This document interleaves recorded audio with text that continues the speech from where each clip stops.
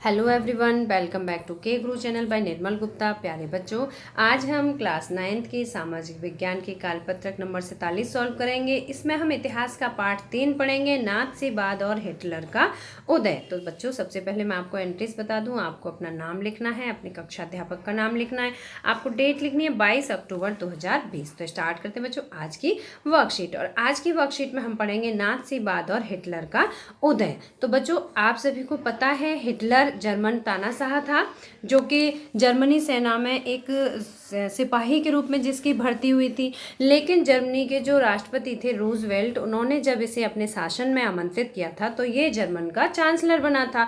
और इसी तरह से धीरे धीरे ये जर्मन का तानाशाही शासक बन गया था हिटलर। ठीक है बच्चों, अब मैं आपको बता दूं नाथसीवाद के बारे में। तो देखो, जो नाथसीवाद है, नाथसीवाद ये जर्मन तानाशाह जो एडोल्फ हिटलर था, इसी हिटलर की एक विचारधारा थी जिसे कि नाथसीवाद का नाम दिया गया। और इस नाथसीवाद की विचारधारा के अनुसार सरकार और आम जनता के बीच में एक नया रिश्ता बनाया गया। ठीक है, एक नया रिश्ता बनाया गया जिसके अनुसार सरकार की हर योजना, मतलब हिटलर जो भी योजना बनाए वो सभी योजनाओं में पहल होनी चाहिए, चाहे वो जनता के हित में हो या ना हो, लेकिन उसमें जनता का सहयोग पूरी तरह से हिटलर को चाहिए था। तो वही भावना कहलाई नाथसीवाद की भावना। अब ये जो नाथसीवाद की भावना थी, ये कट्टर राष्ट्रवाद की, देश प्रेम की, विदेशी विरोधी की, आर्य और जर्मन के हित की भावना थी नाथसीवाद की भावना। बच्चों, ये जो नाथसीवाद थी इसने आर्यों का भला किया, आर्यों के हित में थी, लेकिन आर्यों के अलावा जो और जातियां थीं उन सभी के हित में बिल्कुल भी नहीं थी। तो इसी प्रकार से जो हिटलर था इसने अपना कट्टर शासन किया था। अब हम पढ़ेंगे नाथसी विश्व दृष्टिकोण। जो नाथसीवाद की जो विचारधारा थी, जो इसने अपना संगठन बनाया था, इसका क्या दृष्टिकोण था। तो देखिए, इस दृष्टिकोण में सभी समाज बराबर नहीं थे। सबसे बड़ी बात क्या थी कि यहाँ पे सभी समाजों को इसमें बराबर मान्यता नहीं दी गई थी। इस नजरिए से ब्लांड नीली आंखों वाले नॉर्डिक जर्मन आर्य सबसे ऊपरी और यहूदी सबसे निचले पायदान पर आते थे।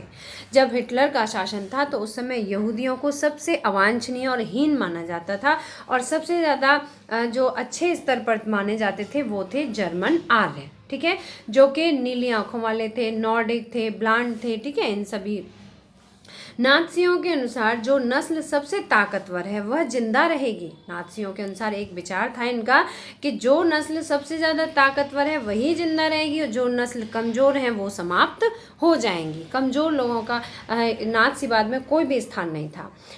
आर्य नस्ल सर्वश्रेष्ठ है, उसे अपनी शुद्धता बनाए रखनी है। ऐसा हिटलर का मानना था कि आर्य नस्ल जो है वो सर्वश्रेष्ठ है, उसे अपनी शुद्धता बनाए रखनी है, ताकत हासिल करनी है और दुनिया पर वर्चस्व कायम करना है। न्यूरेमबर्ग नागरिकता अधिनियम, एक न्यूरेमबर्ग नागरिकता अधिनियम बनाया गया था जिसके अनुसार सितंबर 1935 ये बनाया गया था, सितंबर 1935 में। इसके अनुसार जर्मन नस्ल वाले व्यक्तियों को ही जर्मन नागरिकता और अधिकार मिलेंगे। जो जर्मन के व्यक्ति हैं उनको ही जर्मन नागरिकता दी जाएगी, उनको ही जर्मनी अधिकार दिए जाएंगे। यहूदियों और जर्मनी के बीच विवाह और संबंधों पर पाबंदी लगा दी गई। जो यहूदी और जर्मनियों के बीच में विवाह संबंध होते थे उन पर बिल्कुल पाबंदी लगा दी गई। इसके अलावा यहूदियों द्वारा राष्ट्रीय ध्वज फहराने पर पाबंदी, जो यहूदी थे वो राष्ट्रीय ध्वज भी नहीं फहरा सकते थे, उस पर भी पाबंदी थी। यहूदी व्यवसायों का बहिष्कार किया गया, नौकरियों से निकाला गया और यहूदियों की संपत्ति को भी जब्त कर लिया गया। तो ये था नाथसी विश्व दृष्टिकोण। बच्चों, ये नाथसी दृष्टिकोण जो था ये यहूदियों के बिल्कुल हित में नहीं था, केवल आर्यों के हित में और जो शुद्ध जर्मनी थे उनके हित में था। नाथसी युवा सोच। अब देखिए, जो नाथसी वर्ग था उसकी युवा सोच क्या थी।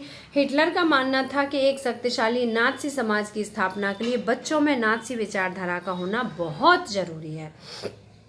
तो हिटलर ने क्या किया था, जितने भी बच्चे थे, बच्चों की शिक्षा कहाँ दी जाती है, स्कूलों में दी जाती है, तो उसने पूरा प्रभाव स्कूलों पे अपना स्थापित किया कि बच्चों को नाथसी ज्ञान दिया जाए, है ना। और नाथसी ज्ञान देने के लिए उन्हें नाथसी समाज की स्थापना करने के लिए नाथसी विचारधारा को इसने बहुत ज़्यादा आगे बढ़ाया। इसके लिए बच्चों पर पूरा नियंत्रण आवश्यक था। अब युवा वर्ग को कैसे ये नाज़ी वर्ग तक पहुंचाता, नाज़ी सोच तक, तो इसने बच्चों पर पूरा नियंत्रण किया। अच्छे जर्मन बच्चों को नाज़ी शिक्षा प्रक्रिया से गुजरना पड़ता था। जो अच्छे जर्मन बच्चे होते थे, जो यहूदी नहीं होते थे, जर्मन बच्चे होते थे, उनको नाज़ी प्रक्रिया से गुजरना पड़ता था। यह प्रशिक्षण की एक लंबी प्रक्रिया थी। इसमें क्या था, एक प्रशिक्षण दिया जाता था, बच्चों को ट्रेनिंग कराई जाती थी। स्कूली पाठ्य पुस्तकों को एक नए सिरे से लिखा गया, पाठ्य पुस्तकों को दोबारा लिखा गया बच्चों के लिए। नस्ल के बारे में प्रचारित नाज़ी विचारों को सही ठहराने के लिए नस्ल विज्ञान के नाम से एक नया विषय पाठ्यक्रम में शामिल किया गया। नस्ल विज्ञान के नाम से एक नया विषय शामिल किया गया। बच्चों को सिखाया गया कि वे वफादार और आज्ञाकारी बने, यहूदियों से नफरत करें, हिटलर को आदर्श माने। खेलकूद के जरिए भी बच्चों में हिंसा और आक्रामकता की भावना पैदा की जाती थी। हिटलर का मानना था कि मुक्केबाजी का प्रशिक्षण बच्चों को फौलादी दिल वाला, ताकतवर और मर्दाना बना सकता है। तो इसने बच्चों को मुक्केबाजी का प्रशिक्षण दिलवाया। ठीक है।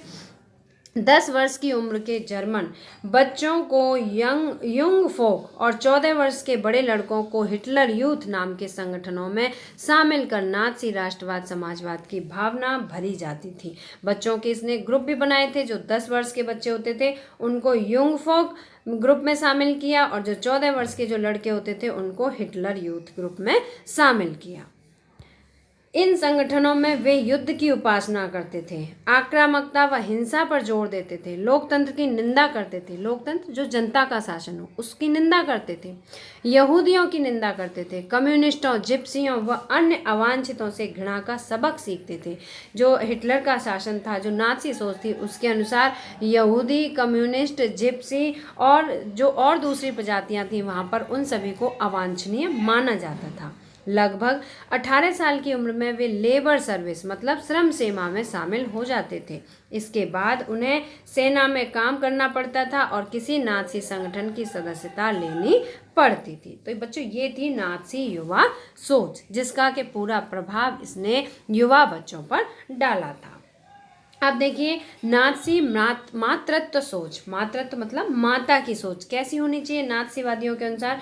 नाज़ी सोच के अनुसार महिलाएं पुरुषों, मर्दों से भिन्न और कमतर होती हैं। यहाँ पे देखिए, लिंग भेद की भावना बहुत अधिक थी। इसमें बताया गया कि जो महिलाएं होती हैं वो मर्दों से भिन्न होती हैं और कमतर होती हैं, मतलब उनकी जो क्षमताएं होती हैं वो पुरुषों से कम होती हैं। इनकी बराबरी संभव नहीं है ना। लड़कियों को कहा जाता था कि उनका फ़र्ज एक अच्छी माँ बनना है। लड़कियों को क्या कहा जाता था, वो एक अच्छी माँ बने और शुद्ध आर्य रक्त वाले बच्चों को जन्म दें, मतलब कि उनका जो भी विवाह हो वो सिर्फ जर्मन के साथ ही हो ना, आर्यों के साथ ही हो, जो शुद्ध जर्मनी हो। तो शुद्ध आर्य रक्त वाले बच्चों को जन्म देना, उनका पालन पोषण करना, यही उनका फ़र्ज माना जाता था। नस्ल की शुद्धता बनाए रखने, यहूदियों से दूर रहने, घर संभालने और बच्चों को नाज़ी मूल्य मान्यताओं की शिक्षा देने का दायित्व तो महिलाओं पर है। ऐसी थी नाज़ी मातृत्व की सोच। हिटलर के अनुसार राज्य की सबसे महत्वपूर्ण नागरिक माँ होती है। सबसे महत्वपूर्ण नागरिक कौन होती है? माँ होती है। लेकिन नाज़ी जर्मन में सारी माताओं के साथ भी एक जैसा व्यवहार नहीं होता था। लेकिन सभी माताओं को एक समान फिर भी नहीं माना जाता था। जो औरतें नस्ली तौर पर अवांछित बच्चों को जन्म देती थी उन्हें दंडित किया जाता था, है ना। उन औरतों को दंडित किया जाता था जिनके बच्चों को अवांछित माना जाता था, मतलब कि जिनके बच्चे यहूदी नहीं होते थे, यहूदी होते थे, जो शुद्ध जर्मन आर्य नहीं होते थे, तो उन औरतों को दंडित किया जाता था। जबकि नस्ली तौर पर वांछित दिखने वाले बच्चों को जन्म देने वाली माताओं को इनाम दिया जाता था। जिनके बच्चों की नस्ल अच्छा था, जो जर्मनी थे, जो शुद्ध आर्य थे, उन माताओं को इनाम दिया जाता था। निर्धारित आचार संहिता का उल्लंघन करने वाली महिलाओं को सार्वजनिक रूप से अपमानित कर उन्हें कड़ा दंड दिया जाता था। ये था हिटलर का तानाशाही शासन। ये थी नाज़ीवाद की सोच। अब बच्चों, हम पढ़ेंगे आज की वर्कशीट पर आधारित सभी प्रश्नोत्तरों को। तो पहला प्रश्न है, हिटलर का नाज़ी विश्व दृष्टिकोण क्या था? तो पहले प्रश्न का आंसर है बच्चों, हिटलर का नाज़ीवाद दृष्टिकोण। देखिए, पहला पॉइंट में लिखा है जिससे कि आपको इजीली लर्न हो जाए, तो आप सभी बच्चे इसे आसानी से याद कर पाएंगे। तो पहला पॉइंट है, नाजी दल जर्मनी को विश्व का सर्वश्रेष्ठ देश मानते थे। जो नाजी थे वो जर्मनी को विश्व का सर्वश्रेष्ठ देश मानते थे। दूसरा पॉइंट है, नाजी जर्मन आर्यन को भी सर्वश्रेष्ठ मानते थे। किसको मानते थे? आर्यन को। जो जर्मनी और आर्यन होते थे उनको सर्वश्रेष्ठ मानते थे, जर्मनी देश को सर्वश्रेष्ठ मानते थे। इसके अलावा तीसरा पॉइंट है, आर्यन के अलावा बाकी सभी को अवांछनीय माना जाता था, जैसे यहूदी हैं, जिप्सी हैं, इसके अलावा और भी जितनी भी प्रजातियां थी उन सभी को अवांछनीय माना जाता था। फोर्थ पॉइंट है, नाजीवादियों ने कहा कि ताकतवर ही जिंदा रहेंगे। यहाँ पे आप डबल इन्वर्टेड कॉमा लगा लेंगे। नाजीवादियों ने ताकतवर ही जिंदा रहेंगे इस बात पर बल दिया। ठीक है, इस बात पर बल दिया कि ताकतवर जिंदा रहेंगे और कमजोर व्यक्तियों को मार दिया जाएगा। कमजोर व्यक्ति जीवित रहने के अधिकारी नहीं है, ऐसी सोच थी नाजीवादियों की। फिफ्थ पॉइंट है, नाजीवाद के अनुसार लोग देश के लिए हैं, ना कि देश लोगों के लिए। मतलब देश की सरकार जो ऑर्डर करेगी वही लोगों को मानना पड़ेगा, और ये नहीं सोचना है कि वो उनके हित में है या नहीं है। और ना कि देश लोगों के लिए, देश लोगों के लिए नहीं है बल्कि लोग देश के लिए हैं। सिक्स्थ पॉइंट है, नाजीवाद में युद्ध की उपासना की गई, इसमें युद्ध की उपासना की गई थी। सेवेंथ पॉइंट है, नाजी बल प्रयोग में विश्वास रखते थे। किस में विश्वास रखते थे? बल प्रयोग में, है ना। युद्ध की उपासना करते थे तो युद्ध के लिए क्या था? बल प्रयोग में विश्वास रखते थे। नाजी एक देश, एक नागरिक, एक नेता, इसमें विश्वास रखते थे। ठीक है, इसके बाद बच्चों प्रश्न नंबर 2 है, नाजी सोच को अगली पीढ़ी में लाने के लिए हिटलर ने कौन कौन से कदम उठाए? तो अगली पीढ़ी में लाने के लिए नाजीवाद को, देखो, नाजी संगठनों में बच्चों का शामिल होना अनिवार्य कर दिया। जो बच्चे होते हैं वही तो अगली पीढ़ी है। तो उसने क्या किया कि जितने नाजी संगठन हैं, 2 नाजी संगठन हमने अभी पढ़े थे, तो एक में 10 वर्ष के बच्चे और एक में 14 वर्ष के बच्चे, तो सभी बच्चों को नाजी संगठनों में शामिल करना अनिवार्य कर दिया। दूसरा है, स्कूली पाठ्यक्रम में बदलाव किया गया। अभी हमने वर्कशीट के माध्यम से आना था कि जो पाठ्य पुस्तकें थी उनको दोबारा से बनाया गया, दोबारा से लिखा गया। तीसरा है, स्कूलों में नस्ल विज्ञान नामक एक विषय शुरू किया गया, है ना, जिसमें नस्ल विज्ञान की जानकारी दी जाती थी। फोर्थ पॉइंट है, बच्चों के सामने हिटलर को आदर्श रूप में प्रस्तुत किया गया। किसको? हिटलर को। फिफ्थ है, बच्चों में यहूदियों के प्रति नफरत भरी गई। उन्हें ये बताया गया कि अगर आप शुद्ध जर्मन हैं, आर्य हैं, तो आप सही हैं, और अगर आप नहीं हैं तो जितने भी यहूदी हैं, जिप्सन हैं और जितने भी दूसरी प्रजातियां हैं उन सभी के प्रति उनमें नफरत भर दी गई, उन्हें अवांछनीय बताया गया। प्रश्न नंबर 3 है बच्चों, हिटलर के अनुसार महिलाओं की क्या क्या जिम्मेदारियां थी? तो महिलाओं की क्या जिम्मेदारियां थी? तो देखिए, महिलाओं की जिम्मेदारियां निम्नलिखित थी। पहला पॉइंट है, महिलाएं अच्छी माँ बने। पहली जिम्मेदारी थी महिलाओं की कि वो एक अच्छी माँ बने और बच्चों को संस्कार दें। किसके? नाथसीवाद के। ठीक है, आप यहाँ पर लिख भी सकते हैं, बच्चों को नाथसीवाद के संस्कार दें। इसके बाद नेक्स्ट सेकंड पॉइंट है, महिलाएं बच्चों को नाजीवाद की शिक्षा दें, है ना, नाजीवाद की शिक्षा दें। उन्हें यहूदियों से संबंध ना रखने दें, जो बच्चे हैं उनको यहूदियों से दोस्ती भी ना करने दें। और नंबर 4 है, शुद्ध आर्य बच्चों को ही जन्म दें।